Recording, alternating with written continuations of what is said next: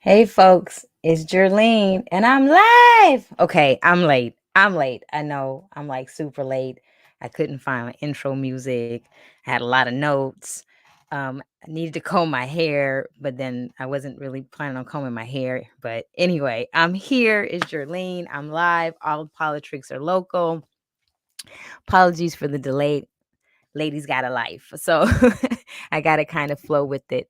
Hoping some folks would join me. I know it's late, y'all, but watch me now, watch me later. In this virtual world, we don't actually have to be anywhere exactly anymore, right? We get to pop in when we want to pop in.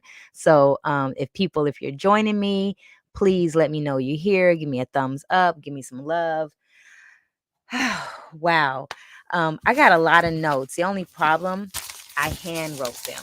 Okay. Normally I try to type them up and they're like on, or they're not like this. So it may be kind of fun. I may be full of fun tonight. So it's Jerlene Tatum coming live from Long Beach. All politics are local.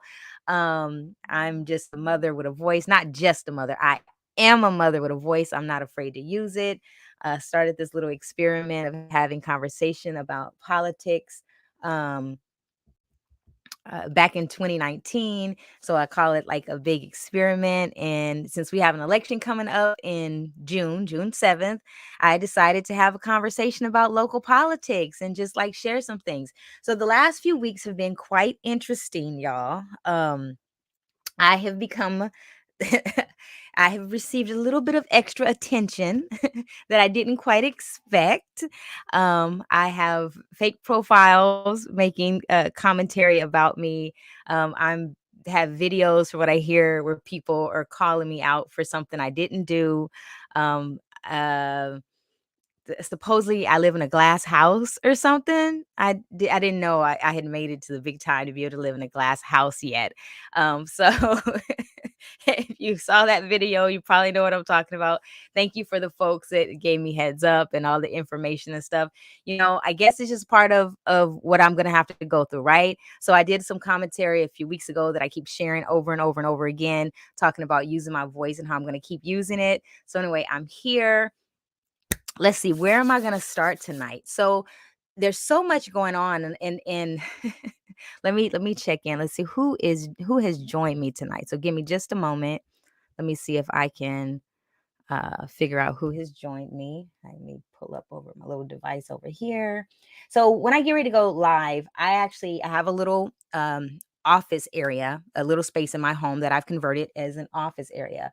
But whenever I get ready to go live, I actually have to take the time to kind of do the setup. I have a light that's in front of me. I have a mic that I actually dropped last week, and it has this dent in it. Like, my feelings are really hurt by that, y'all, right? Okay, so I'm in front of a laptop, and I usually have multiple devices around me so that I'm able to kind of pay attention to some other things. I just remembered I removed Facebook off of my iPad. I was trying to demonstrate some discipline for myself, so I took it off so I wouldn't use my iPad for Facebook. So give me just a moment. I'm gonna pull this up on another device, you know, the little black mirror, just to make sure that I can keep an eye on a few things. So anyway, if you're joining me, hey Carlos, I see that you're here. I'm glad I got some kind of fan base up in here. So if you're joining me, please let me know that you're here. Drop me a thumbs up, give me some love. Okay, so last week, I was kind of like monotone and boring, and I was trying to be a little controlled and stuff. And actually, it didn't feel good because I wasn't like 100% me.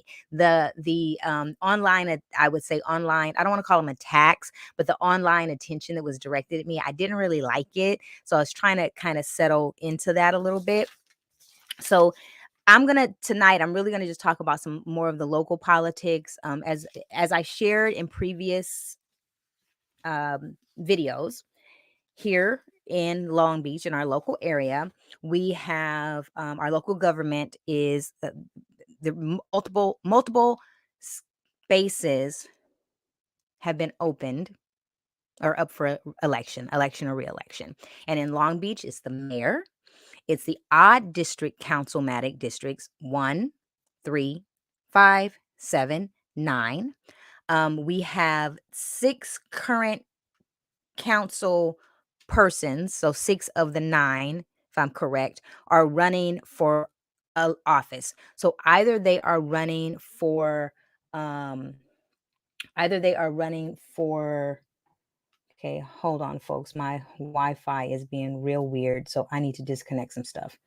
So, okay, it's saying I have really bad Wi-Fi. Hopefully you all are able to hopefully I'm still streaming. So, 6 of the 9 spaces, including the mayoral seat, are or so 6 to 10 are up for election right now, or people are running for office. They're either running to stay in their current seat or they're running for another office. And then the other races outside of that, we have school board, which is also odd numbers. District 1, 3, and 5, only area 1, 3, and 5 for the Long Beach Unified School Board. Those areas are the third area does not have anyone running against them. And then we have assembly and congressional seats that are also individuals that live in Long Beach are running for those seats that include Long Beach. The congressional seats include areas outside of Long Beach. So tonight I'm just going to talk about some of the things that I've seen on social media, and I'm gonna talk about words, right? I'm gonna talk about words. So we have candidates. Oh, yeah, we have candidates that are claiming that they've united rival gangs, and since they've been campaigning, shootings are down in the city. Hmm. Okay. We have we have individuals that are running for candidacy that are claiming that they've spearheaded certain projects and such in Long Beach. And then in one case, someone stated they spearheaded something and then they went back and they changed it on their social media that they are supporting. There's a lot of rhetoric, right? There's a lot of pontificating. But something that came up for me, words matter. So if you followed me over the years, I'm always talking about words, right? Words matter. And one thing, let's see if I can get to this. So one thing that matters to me again is that words matter.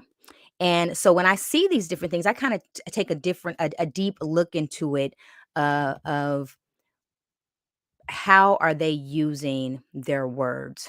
Okay. And give me a second because I'm my own driver. So I wanted to pull up some stuff. Actually, before I get to words matter, let me backtrack.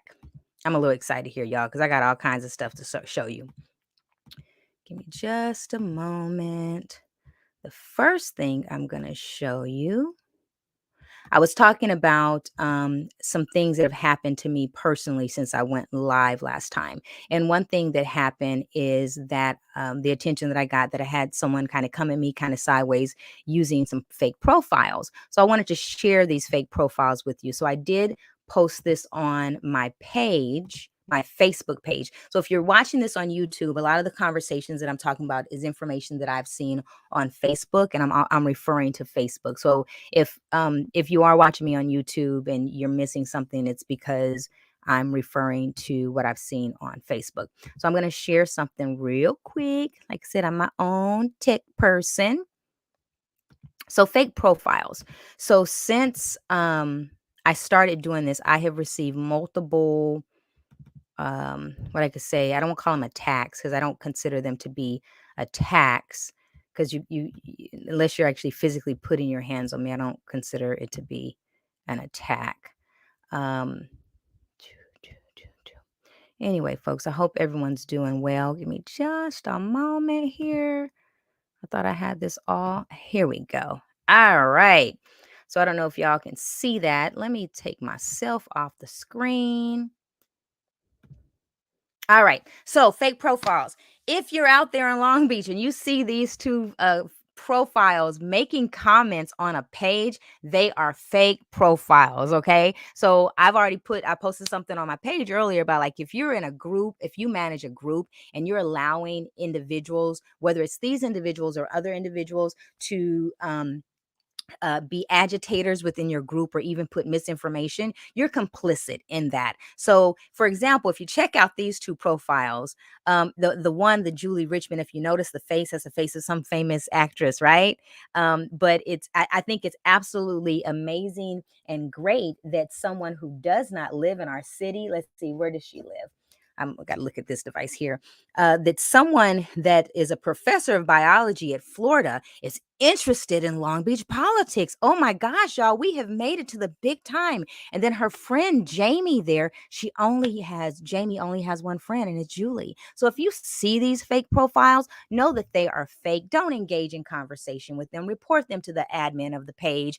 Also, just be mindful if you see comments that are being made on people's pages and the comments are like completely like off the hinges.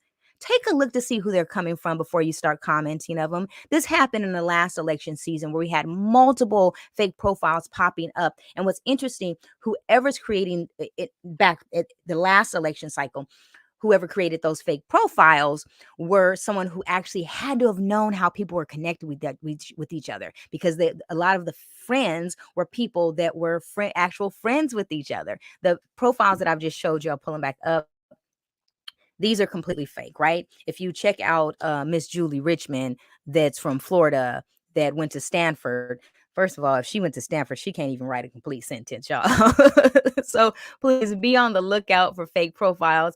Don't accept them to be in part of our political discord. Okay, so back to words mattering. So um different people using how they define stuff, whether it's spearheading or supporting, or that they started something. Like, for example, I received a phone call right around dinner time, a little bit after dinner time, from the Los Angeles County Federation of Labor on behalf of mayoral candidate Rex Richardson.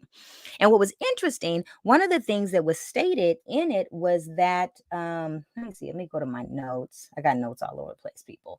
One of the comments that was stated is that he launched a mental health bureau. I I don't recall that. So if anyone has the information on that, please send that to me. So it was very interesting, some of the things that were shared. So this is my thought. Give me a minute. I want to show you. This is how I feel about when words are not used properly, or when information. Oh no, where is it? Oh, I didn't download it. I had a wonderful image I wanted to share you all. Darn it.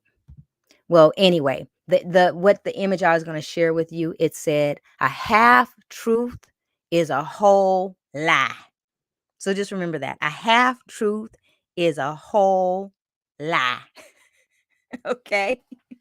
A half truth is a whole lie. So when we're reading and listening to these different things that these political candidates are saying, their rhetoric or their moments of pontification, remember, a half truth is a whole lie. So if there's a lie in any part of that, it's not accurate. So please be mindful in that.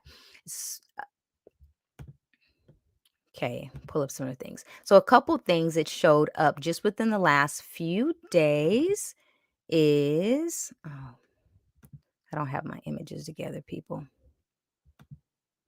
Some of the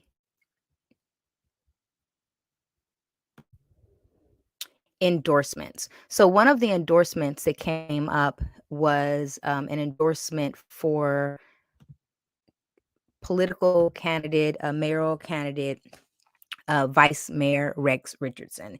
And then it was an ad that popped up. He is being endorsed by the Long Beach Firefighters Association. I'm going to talk about endorsements, not today, but this is the ad that has been popping up on many of our local social media feeds, right? So I don't know if you're able to see that or not. So can I expand that?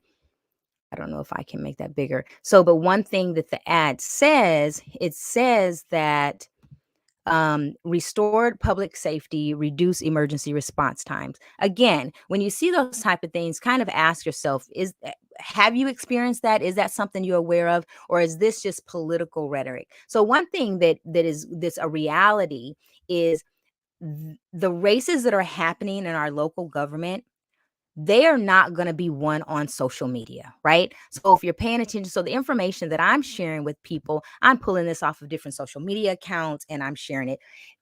This is not going, social media is not going to win this race, right? Any race, whatever race it is, whether it's the mayor race or the council race or the congressional race, social media is not going to win the race, right? It's going to be these candidates out there connecting to the communities, connecting to their constituency, knocking on doors, talking to people. So, one thing that I do find that's very interesting with some of the candidates, specifically the mayoral candidates, it's like this they're constantly sharing their spotlights and it's almost I'm a up one you. So you'll see like this image of one candidate standing in front of these crowd of people and oh, thank you so much for opening your home for me. And then 5 minutes later, someone posted their stuff. But the reality, that's not what's going to win the race. Okay. So I just shared the endorsement image that was posted by the firefighters on behalf of Rex Richardson. Let me pull up another endorsement. Okay.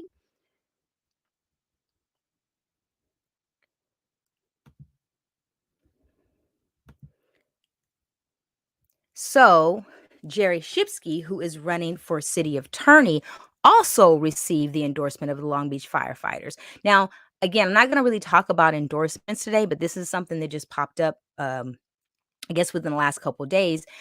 What I find really interesting is there's this whole conversation about the machine and who's part of this machine and the status quo. So was very surprised to see Jerry Shipsky receive the firefighter endorsement, and also Rex Richardson received the firefighter's endorsement, which he had received it, and I think the announcement was made months ago or whatever. But it seems like there's a change in alignment, because it's not that often that associations that are as large as say the fire or even the police, for them to endorse folks that are not within the same that are not connected in the same movement in a sense, or a part of the same cohort or um, a slate of possible candidates. So I found it very interesting that Jerry Shipsky received this endorsement. Kudos to her for that. But I'm going to be very interested to see what happens next, because if you recall, Jerry Shipsky was a candidate for mayor up into several days before the filing period ended. And then she dropped out of the mayoral race, and or should I say, she shifted from the mayoral race to the city attorney race.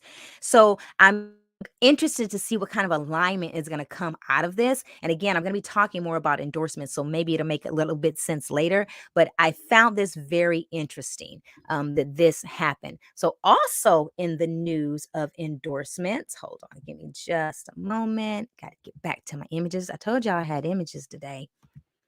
So uh-oh. Don't tell me I didn't upload it. Hold on, people. I'm gonna have to upload a few things while I'm chatting with y'all. So while I am trying to upload some stuff, all right, give me just a moment because that did not upload. Hold on. Tell you, I'm trying to be my own technician right now. Okay. So something else, until I bring up another endorsement, something that I had wanted to share. So let's put some things in context. I know I just talked about the mayoral race or whatever.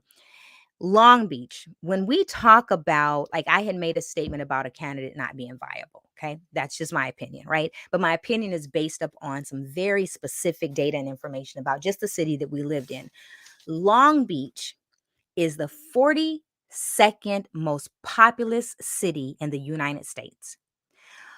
We have about 466 plus thousands of people that live in our city. That's our population, a little bit under a 500,000. It's dropped in the latest census, right? We are the seventh largest city in California. The city of Long Beach has 5,500 plus employees. Under the umbrella, which will not under the governance, but also within this infrastructure of the city, Cal State Long Beach has about 3,200 employees. Long Beach Unified School District has 12,000 employees. LBCC has 2,700 employees. So when you think about the infrastructures that's within our city and the size of our city, our political elects matter, right? So some of the other things to think about, the city of Long Beach is a multi-million dollar budget city, right? Our budget for this city is that's a million, billions of dollars, multi-billions of dollars. We have our own water supply, a municipal water supply. We have our own gas and oil company. We have our own sanitation and recycle. We have our own animal control and rescue, which provides services to Signal Hill and Seal Beach. A lot of cities contract these different things out. Long Beach does not. All right. And we also have a public transit system. So when you take all of that together, whoever is elected into these positions, specifically the mayoral position, they have to be able to be someone who has some knowledge and understanding of how that works. Now, I've stated in previous conversations, they don't being a council member is not necessarily a prerequisite to be mayor. Okay, that was proven with two of our mayors, Beverly O'Neill and Bob Foster. Neither of them held city council seats, but they did somewhere in their time frame or leadership, they had very large responsibilities so that when they did become the mayors of our city, they were competent in being able to do so, right? So when you put the things in context, and like I said, I had made a comment about someone not being a viable candidate for mayor. Well, because when you put things in context, 500,000 people, 42nd most populous city in the United States, 550 plus employees. We don't need anyone in our city that is going to be a novice, because if we didn't learn anything from our former president, number 45, definitely was a novice being over our country, right? So we don't need that same type of behavior here in Long Beach. So again, when we're thinking about, when we're seeing and we're listening to these different things that these candidates are saying, put things in context, right? Still haven't downloaded that stuff. I'm gonna have to jump over that. Okay, so I'm going to actually I'm gonna come back to an endorsement in just a moment. I need to upload it for y'all to see. So give me just a moment. So something that has happened, again, thinking about alignment and how people are connected with each other. Something that I found very interesting. The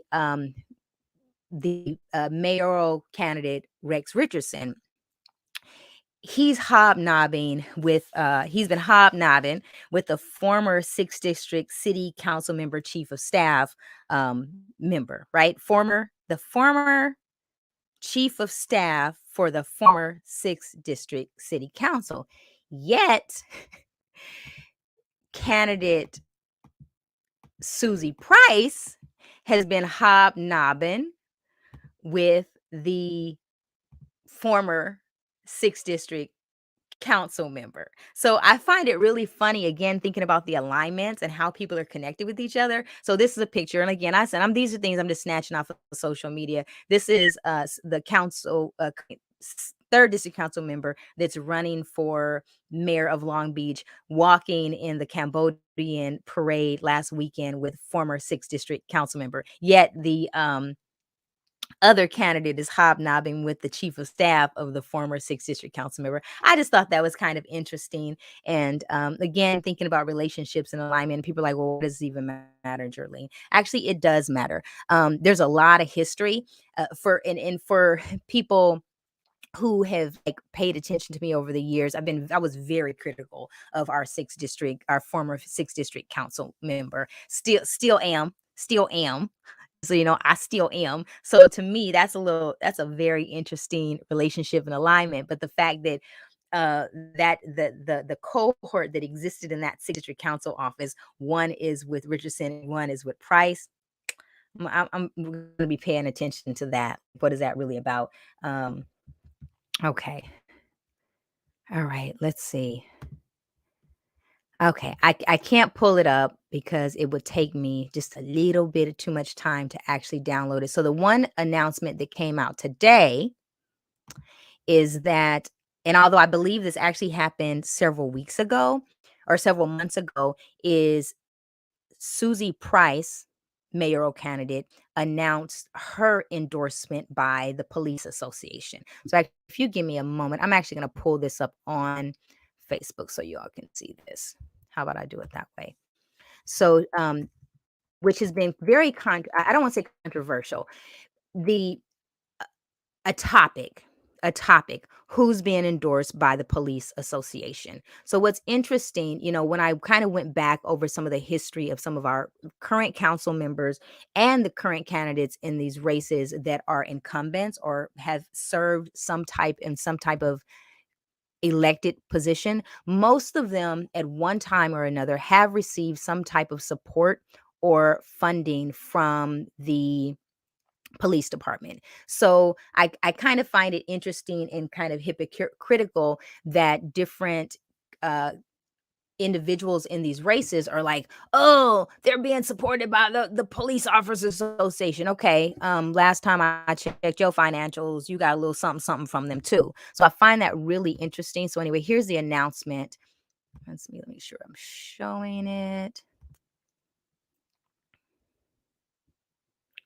I don't know if y'all can see that. So this is the announcement that was made today by Susie Price that she had received the Long Beach Police Officers Association.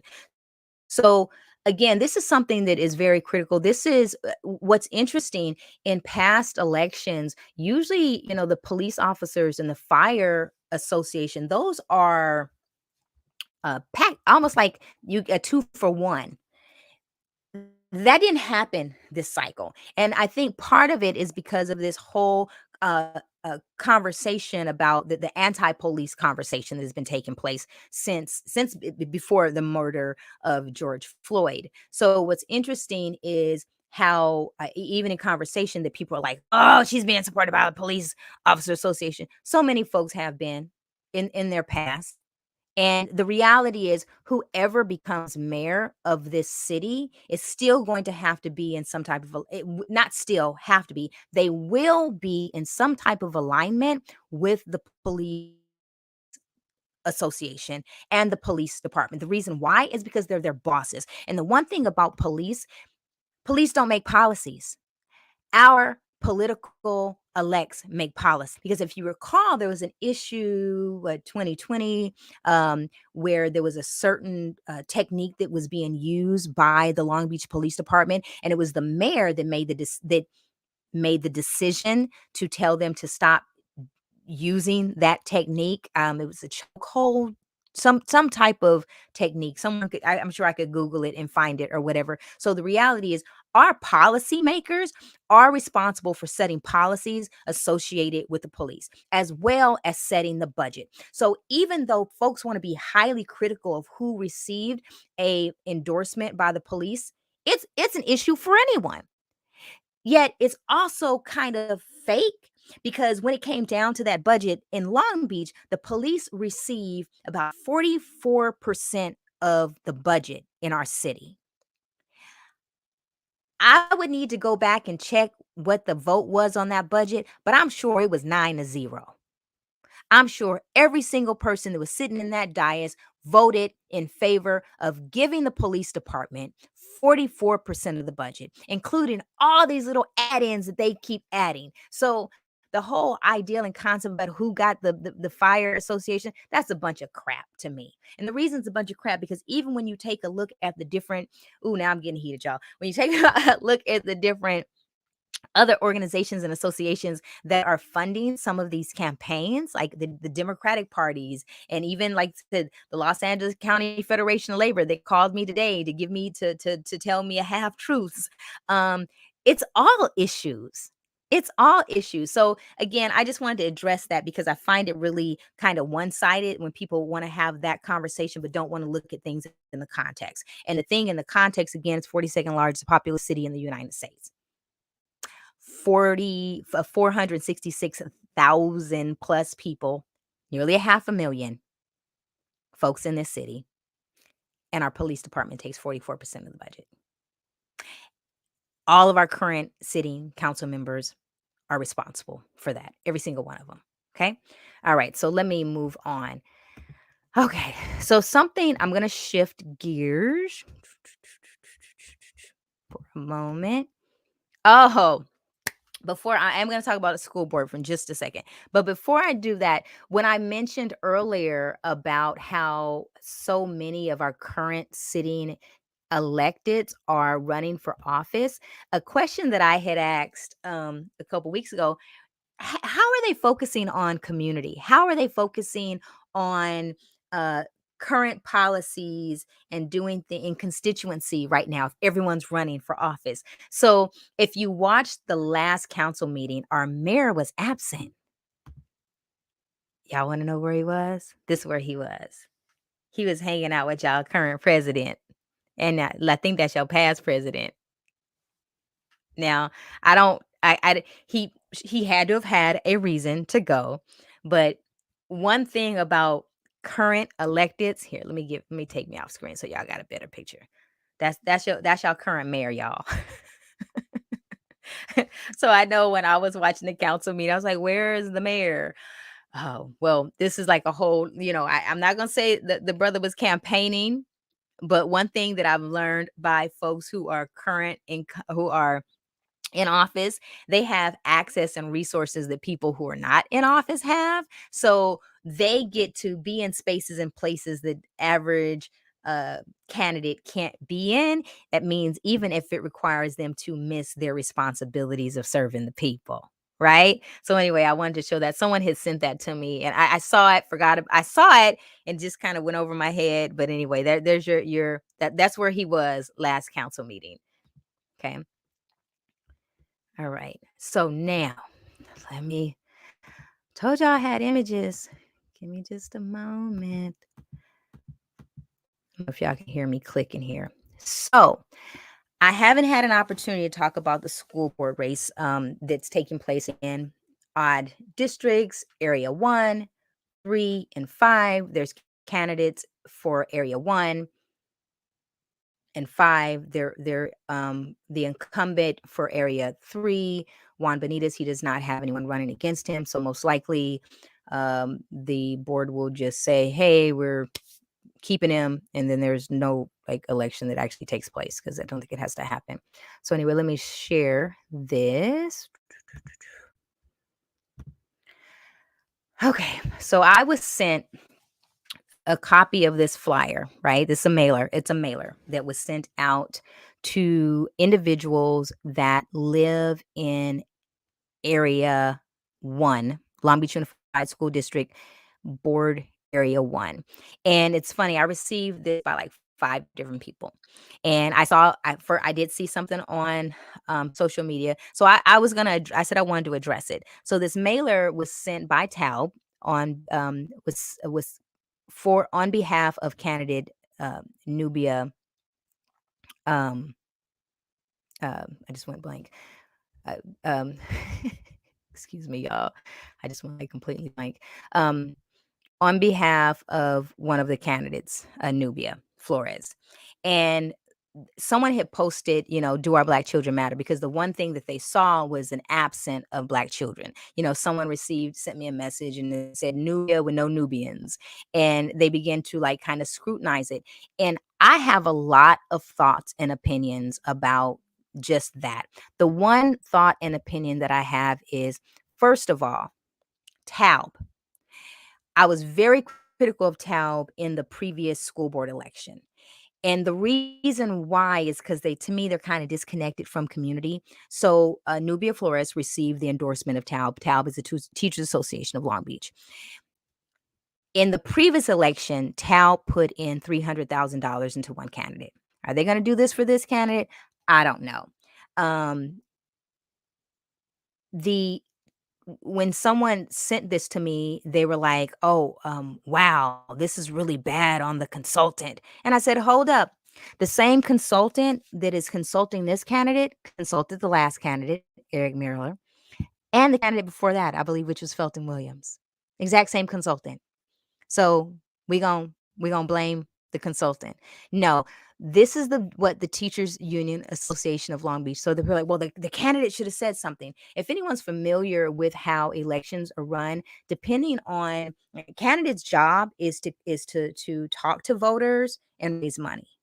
Really, that's their responsibility. And when it comes to the development of these collaterals, they may get a chance to look at it before it goes out, but depending on their consultant, they don't. So I when I saw this, when I saw it for the first time, I'm like, okay, no, there's no black children. Yeah, that is a problem for someone like me who's been an advocate for black children in Long Beach Unified. I've had an opportunity to work with Nubia on a few projects within community. So I can't say, oh, there's an issue with black children. I can't say that. I won't say that. The bigger issue is the fact that we have an association that is putting so much money into certain candidates. I do believe this is a worthy candidate. Okay. I'm going to say that.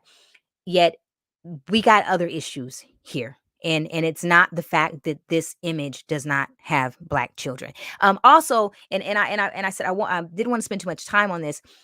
I found it very funny that folks were commenting on the fact that black children were missing out of this particular mailer when I've not seen hardly any of those folks even have any conversations about the current status of black children in Long Beach Unified.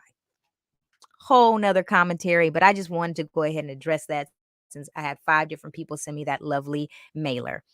All right. I think I am about to wrap it up. I see comments over here. Oh, so someone put independent expenditure, but it's up to the candidate to disavow or criticize. Well, first of all, that is not correct in the Long Beach Unified School Board race. So that's a comment from Carlos. In the Long Beach Unified School Board race, there are no contribution limits. And although someone may do an independent expenditure, the expenditures that come from TALB for a candidate are not independent expenditures. Those expenditures will be listed on the candidate's financial statement. That is how, those of us who are watching for the last race were aware that TALB put almost $300,000 into a single candidate because it has to be printed on the financial records. So when the finances come out, we will see that. Now, independent expenditures. So I had touched on this last time, and actually, this is an old mailer. This is old from last year. So this was a mailer that was paid for by in the other races, not school board race, but in the city council race, assembly race, congressional race, there will be something called independent expenditures. So those will come from different associations. The candidate will not be aware of what's on that. Like, for example, the ad that I showed earlier, the ad that I showed earlier from the Fire Association on behalf of Rex Richardson, that may be an independent expenditure. I'm not sure. I don't know. I didn't look at it or click on it. I'm sure if I would actually clicked on it, I just screenshot it. If I clicked on it, it probably would have taken me to some kind of disclosure information, and it would say if it was independent expenditure or not. And that means that the candidate does not actually have any control of the content, which if they don't, that would also be an answer to why you're claiming that he did something that he didn't necessarily do. Okay. So again, be mindful of where these are coming from. Thank you so much, though, Carlos, for making that comment. Okay, I'm going to show some more comments. Let's see. Let me look at my list real quick. I do have some notes, y'all. Okay. Here we go. From Kim Marie. I really disagree with any candidate being endorsed by the police. How would the new mayor hold the police accountable from harms they are causing to the community? This right here is such a relevant question, and I think this deserves a conversation beyond just even anything that I have to say. Okay, this is a question that has been asked repeatedly over the last few years that has still gone unanswered. So this really needs, and so this is, like I said, a concern, especially for those who are very critical of any candidate receiving contributions from the police association. Will that mean that they will not hold the police accountable because they receive something in their pocket, right? Does that mean that they will not hold them accountable? So these are the type of questions that when you get an opportunity to be in front of someone, no matter if they receive funding from them or not, this is a question that every single candidate needs to be asked. Council, mayor, we need to ask every candidate that. How will you hold the police accountable for the harms they cause the community? Every candidate, not just the mayoral candidate, but every single city council candidate. Because remember, when decisions are made at city council, they pretty much vote as a block.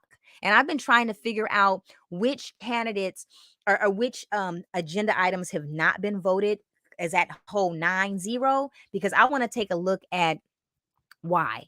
Thank you so much for that question. Again, that's a question that needs to be asked to every single candidate. Okay, so it's almost time for me to wrap up, but let's see. I have another comment. Oh, well.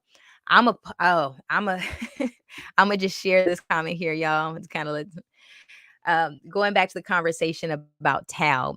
What's really upsetting is that TALB has all the money to spend on one candidate. Oh, why you have to go there, Kim? Yet Black students continue to fail academically decade after decade. They could use their funds to help hire more Black teachers, which is so needed in LB. Why is this not their priority? This is heartbreaking.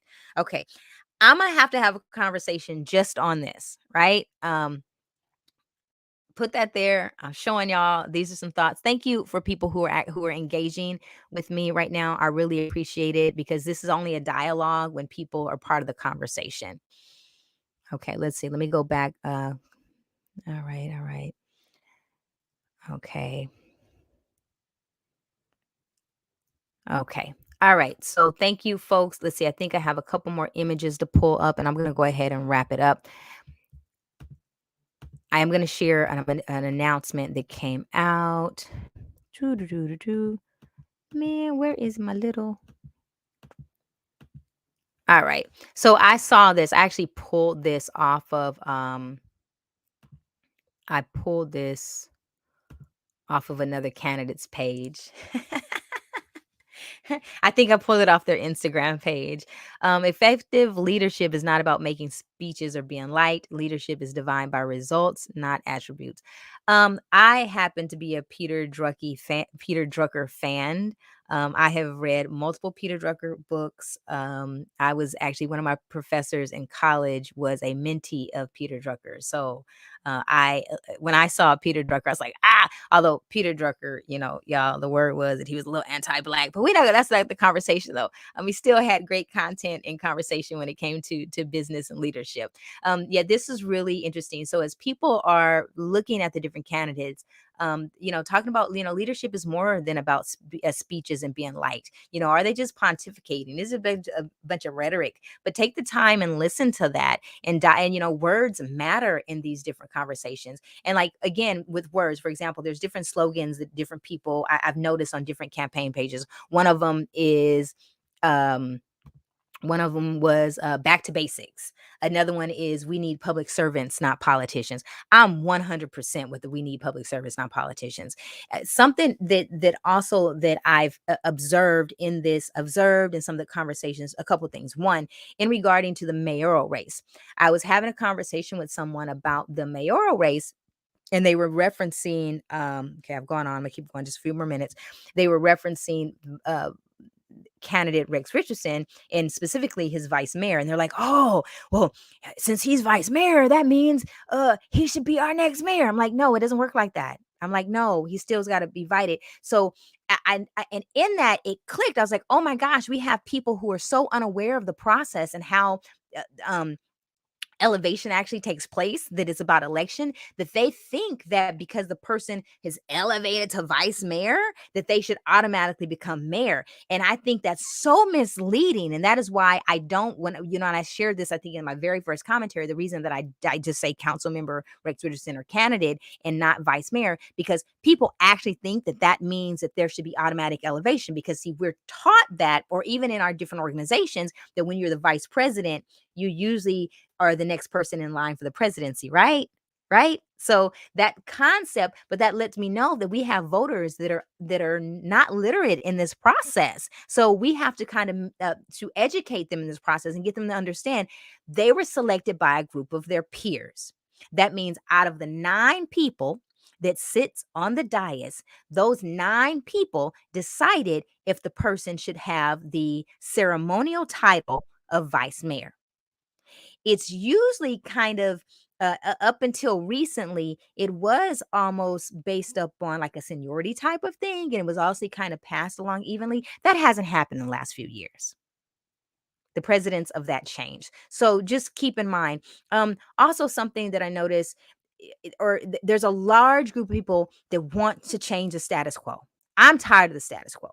And then this thing that we call the machine. And the machine is usually those who are part of the current leadership, and they're kind of all connected with each other, and their supporter base is all similar, and they are usually back behind the Democratic Party, which again, we got talk about local elections are nonpartisan. Okay, so but people want to dismantle the machine. They're tired of the status quo, so that's also pushing people to look at other candidates instead of those that are currently in office, because they are so done with the status quo. I'm done with the status quo. All right. And there's also people who are looking for a savior. These are politicians, people. They're not saviors. They're not gods. They're not going to come in and make everything all good and better overnight. Because if they could, and they would, especially those who have been in office for more than one term, they could have made the difference. So when we listen to the people, I mean, we have a homeless issue, right? We have an unhoused issue. It's major. I drove down the street yesterday in Long Beach. I was like, am I in LA or I'm in Long Beach? And I was like, nope, babe, you in central Long Beach, you right in the middle of Long Beach. These are issues that our political elects have had opportunities to make changes, but now that some of them, the incumbents are running, they are like, I'm gonna do something about the homeless and I'm gonna fix the streets. And well, you done had 8 years, baby. Why ain't it done yet? So, for folks that are looking for a savior, these are politicians, okay? These are politicians. So, I'm gonna wrap it up. Um, Words to the wise, a half truth is a whole lie. Oh, one more thing. So there is some opportunities coming up. There is going to be an event. I didn't pull the flyer. There's going to be an event May 12th. It's going to happen at the Scottish Rite Center, for, I believe, the first district council office. That's going to be on May 12th. And I've got one more image to pull up. Give me just a second. There is going to be a candidates forum. Let's see. Okay, let me take me off the screen. There is going to be the 2022 nonpartisan virtual candidate forum. Is being hosted by the Long Beach alumni chapter of Delta Sigma Theta sorority. Some of the co-hosts on there are the African American Culture Center and AACP. Some other folks that I can't see because the print is too small. I will share this flyer on my page. Kind of disappointed, on the same day there's also a black uh, uh, Black Student Symposium that's taking place, is being hosted by Long Beach Unified School District at the same time. Yet, and I'll share information on both of those. Yet, this is an opportunity for folks to check out the candidates, mayoral candidates, virtual forum. Um, it's an opportunity. There's multiple opportunities. Again, when things come my way, I would definitely share them. But thank you if for watching this. If you're the ticker, the little counter, has not been working on my page at all. Like at all. So if you watch this, let me know that you're watching. Put hashtag replay in it. Give me a thumbs up. Show me some love. You don't like it, give me the little mean face. That's cool. I don't care as long as I know that someone's been here. If you have some recommendations or some critique, please share it with me. Let me know. Again, thank you. All politics are local. It's Jerlene. Oh, me. Come on. All politics are local. It's Jerlene. A mom with a voice. I'm not afraid to use it. And hopefully, I came to engage, inform, inspire. Hopefully, I made you laugh. And again, thank you for being patient with me, folks. And I don't plan on going live on Sunday. If I'm able to go live a little bit earlier, I will. Otherwise, I'll let y'all know. So thank you. If you came to visit, thumbs up, show me some love, share, comment. I see someone, Mr. Al Austin just joined. Yes, I took that one quote off your page, sir, on leadership that Peter Drucker and shared. So again, thank you all and have a good night.